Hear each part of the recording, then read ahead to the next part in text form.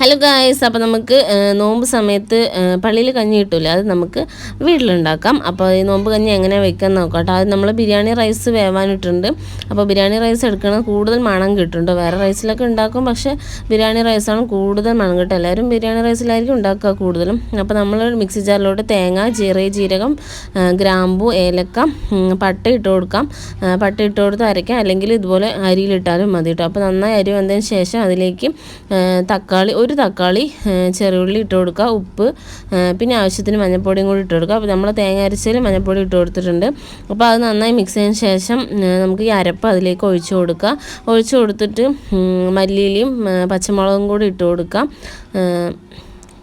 പിന്നെ അതിനുശേഷം നന്നായി മിക്സ് ചെയ്ത് കൊടുക്കുക. നന്നായി തിളച്ച് വരുന്നവരെ മിക്സ് ചെയ്ത് കൊടുക്കുക. പുതിന ഇലയിൽ ഉണ്ടെങ്കിൽ പുതിന ഇലയും കൂടെ ഇട്ട് കൊടുക്കാം.